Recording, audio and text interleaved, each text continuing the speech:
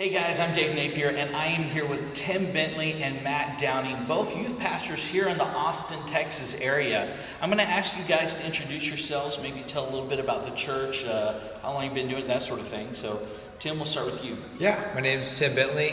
Been doing youth ministry for about 3 years now at Calvary Austin, and I love it, and I love serving the kids. Awesome. Matt? I'm Matt Downing. I'm the student pastor at First Baptist Church in Pflugerville. Been in student ministry about 25 years. Been here in Pflugerville about 8 of those. So, wow. Yeah. So just a little bit of time. Just a little bit of time. Yeah. Yeah. Okay, Yeah. good. Well, guys, we're actually here at Calvary Austin. You can't see it too much, but you can see the stage behind us, the youth room here. It's actually a massive, rec room. I walk in and kids are shooting basketball and all kinds of stuff.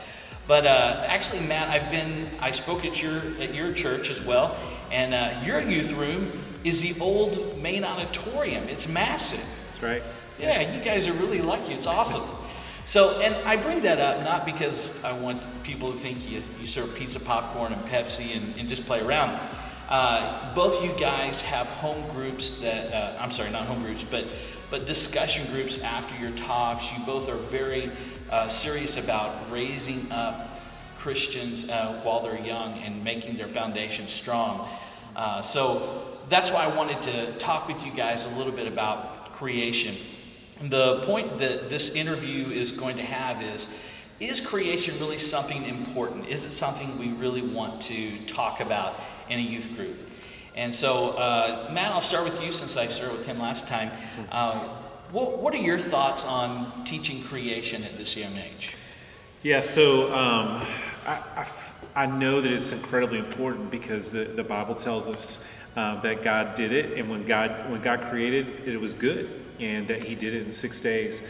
But culture doesn't buy that, and the line that our kids are fed and everyone's fed is that this happened over millions and billions of years, and that we are the result of natural selection, evolution. And I feel like it's important for our students to understand that when God did it, God didn't make a mistake. He knew exactly what He was doing, and He did it with order, and He did it in a timely fashion. And so students need to know that. They need to know that the Bible is completely reliable. They need to know that all of the Bible is completely reliable, that the first part of Genesis isn't just a make-believe story or allegory, but that it's true. If we can't trust all the Bible, then we've got a problem. And so we need to help students understand that every part of the Bible is reliable, is true, including the account of creation. Yeah, definitely. And, I talk about this in several of my talks that what we're doing or what you're doing in the youth group is building a biblical worldview for those kids. And their worldview affects how they think, feel, and act throughout their life, And so it's really key that they trust God's word from the very first verse, because especially Genesis and in creation, if they toss out creation, it becomes a pick and choose. What else are they going to toss out as well? So, yeah, definitely.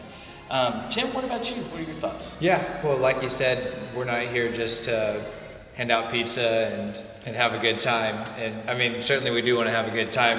I mean, almost every time, but our goal is not to have the biggest, coolest youth group on the block. Our goal is to make disciples of Jesus. And one of the things that is so foundational is having a faith that's just not a blind leap into nothingness, but knowing that our faith is built off of facts and that there's a foundation to it. And that's a huge foundation that we want to give to the students, is that Christianity is not just another religion, but it's one that is not only historical but scientific and can be proven. And so, our goal is to make disciples of Jesus and to grow in depth and not in number. And so that's why we want to teach creation here. Yeah, definitely. That's awesome. I really appreciate y'all's perspective on that. And I think there's not a dark side, but there's another side to it, in the sense that if we don't teach creation, if we don't do this stuff, build that foundation, make it solid, that the kids are the one winding up paying when they get into high school, when they get into college especially. And I know that I personally, I've shared this with you, I don't know if I've shared it with you, I've personally seen this happen where freshman year, not even necessarily a professor. I mean, we always hear about the professor who says, if you're a Christian, drop the class, but not all professors are like that. But a lot of times just all the evolutionary propaganda, being out on their own for the very first time, and now suddenly that foundation is having to be tested with no other support system, a lot of times, because they're off in Colorado, they're off somewhere else, where mom and dad aren't there, their friends aren't there. And so I've watched that faith dwindle, I don't know if you guys have any examples of that or if you've seen that or not. Yeah, so when I first started youth ministry, I just assumed that, hey, this is what the Bible teaches, and all our students are going to agree with this, and it's good. We don't have to delve too much into it. And then I began to see that more and more as students were going away to college, they were having these questions, and of course then we started hearing more stories of our students being challenged in high school, and just questioning, how can both of these accounts be right? And so, I just determined several years ago that we were going to teach this, and we were going to make sure our students heard this, were exposed to this, and that they could defend their faith. And a lot of that depends on how well they listened and engaged, but we had to present the truth. We had to share it because they're not hearing it from anywhere. Every source they hear, their textbooks, entertainment,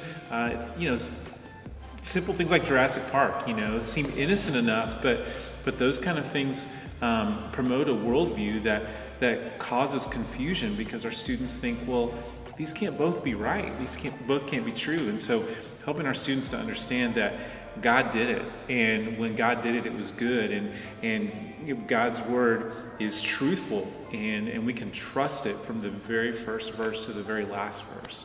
And so just helping our students understand that and realize the importance behind that. And so I think of one student in particular who was just mercilessly made fun of in high school in his biology class because he was a Christian, and he could not defend his faith. And so he came, talked to me, and just said, we've got to do more. And that to me was kind of the light bulb where I began to realize that, we have to present this, and we have to share this with our kids to help them understand that this isn't just a great Bible story, but this is truthful, and like Tim shared, there is scientific fact to back this up, and there's an alternate explanation to all the things that our kids may hear in culture, the billions of years, and how it had to have taken this long because, carbon dating, and helping students understand that,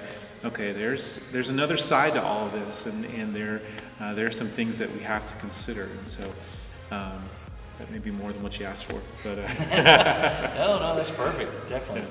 Tim, did you have anything to add to that? Yeah, well, I certainly was just in youth myself. I'm in my mid-20s now, and I was going to say Tim's the youngest of all of us. Right? If you can't tell, I don't know if the light is actually bringing out my gray or not, but being in youth only a few years, I've been lucky enough to not see, over the past 3 years, any of my kids that have graduated jump off the bus, but I'm sure that'll happen over the years. But certainly when I graduated high school, I had friends who went to college and, just went into the world, but particularly in the case of creation or science, had friends that have jumped off have left their faith because of that. And, I think a lot of it is just because we were poorly equipped in a lot of ways, or not equipped at all.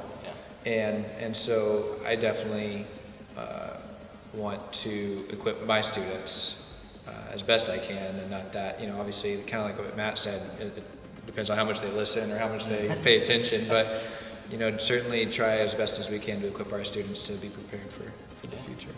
I mean, I know for me, when I was in youth group and all this kind of stuff, I was raised Baptist, and to be honest with you, I didn't get any of that.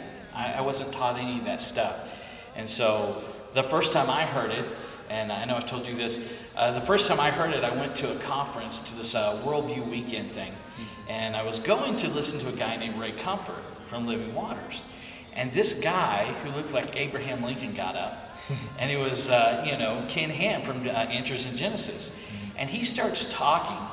And for a student who's always loved science, I always called myself a Christian, and I love science, and I never thought about the problem with that. To sit there and listen to Ken Ham start talking about the evidence for creation, it blew my mind. I remember I walked out of the auditorium, my heart was just pounding. I had to get more information. I had to know, why has no one told me this stuff before? I was in my 30s at that time, and so just a couple years ago. So I was desperate to get more information, because I thought, if there really are these good answers, why doesn't everybody know them? And why is there a question about this? And so that's really why I've devoted myself to, number one, teaching creation, and number two, especially right now, teaching youth. And I've had the opportunity to speak at both y'all's churches. And I know for me, just one thing that kind of stuck out to me was a couple of young guys came up to me after I spoke at your church, Tim, and you could tell one of them believed in creation and one of them did not. And we sat there and we got to sit there and talk for a while on it, and it was awesome. It's one thing to be able to talk on stage and do that, but when you get to sit down and actually talk to a student one-on-one and talk to them about the real questions that they have. Because I can answer 30 questions, but they may have one question that I never spoke on. And so it was awesome to hear him. And then I know that the young gentleman who believed in creation, I knew there was conversation that was happening as they walked away. And so it was really cool to see that. And usually when I go places, the youth really do respond. If I speak at a church where the youth are in the auditorium where I speak, I usually hear stories about youth who have, when I spoke in Scotland, there was a youth that went out and started polling all of his friends on, hey, creation or evolution, what do you believe in? And then started talking about the stuff I had taught them. And so I see the light come on with kids when they find out that there are good answers to the questions that are out there. I really do see that. So I don't know, Matt, you've been teaching on creation for a week or so before and a few weeks after I was there. Did you notice anything with the kids kind of responding to creation teaching? They loved it. It was refreshing for them, because things started to make sense, because they hear the other side all the time. I mean, you think about it, they're with us for maybe an hour a week, maybe 2 hours. And so they're living in a culture where they're hearing the complete opposite of what we teach. And so having been exposed to creation teaching and seeing these things and hearing how, here's some good stuff, here's some good evidence, it was exciting. It was exciting for them to be able just to say, I get it, that makes sense. And it doesn't have to take millions and billions of years, that God knew what he was doing. And it was fun to see them talk about it, and even to see adults just kind of hear it and realize that, we believe the Bible, but we weren't sure, how all that made sense, and to see how they were engaged and they were excited too, to see that, here's some good answers and some good explanations. It was fun. It's fun getting to see that side of it, and getting to see our students realize that biblical truth can hold up to cultural truth. That's not really truth at all, but we've just been bullied into thinking that we have an inferior explanation, but we don't. And it's very empowering and very encouraging, and just fun to see students hear that side of it and get it. So yeah, definitely. Well, I don't want to make the video too long, but do you guys have anything you'd like to say before we wrap up? I'm putting them on the spot now. But I just want to say, youth pastors, or if you're a youth worker, please invest in getting some education for your students on creation, helping them to see this and to hear it, because when they go to college, they more than likely won't get that. In fact, they'll get even more of what they're getting in culture, and it really does rock a student's faith if they don't go to college and go into life with a solid biblical foundation and some good answers to be able to explain these things that we've always just kind of wondered about. There are answers out there. God is not a God of confusion. He's a God that wants to be known, and he wants us to seek him. That, of course, there are things that we'll never fully understand, because God's God and we're not. But there are some things that if we will do some digging, and if we will expose our kids to a Christian foundation where they realize that the Bible is in fact true, all of the Bible is true, it'll make a huge difference in their life and in their worldview. Definitely. Yeah, and did you want me to share too? I can share too. Yeah. It seemed like you were about to say something. No. If you got something to talk about, I'd love for you to talk about it. Totally. No, I was just going to echo what Matt said. I think a lot of times we can do a disservice to our students by thinking that they'll look it up on their own, or they will do the research themselves, or they'll figure it out, or if they just believe in God, then when they're faced with the opposite viewpoints, then they'll just choose the Christian side, and that's not necessarily the case. In fact, that's probably not the case at all. And so it's our responsibility, I believe, to equip the students with answers and not only just answers, but teaching them how to find the answers, where to go for those answers, where to research what's reliable and what's not, and what is solid science and what is theories and hypotheses and stuff like that they try and promote. And so it's our duty to teach the students how to learn those things, how to study those things, so that way they can be warriors for Christ, and that they can not only just not believe what the lies that they're being told, but they can also advance the gospel and teach others why they're Christians and make more disciples of Jesus, ideally. Well, guys, I hope you enjoyed the video. We're grateful that you stuck with us to the end. And if you'd like to get more information on how you can get creation teaching in your church, you can check out the information on the screen. Hopefully we'll have it on the screen. And you can check out that information, and I'd love to talk to you about that. Tim, Matt, thank you so much for coming. I really appreciate your time. And I've gotten to talk to all your youth. You guys have great youth groups, strong Christians there, and they're kind of a joy. I mean, I really do enjoy it. So thank you guys for coming out, and we'll see you guys next time.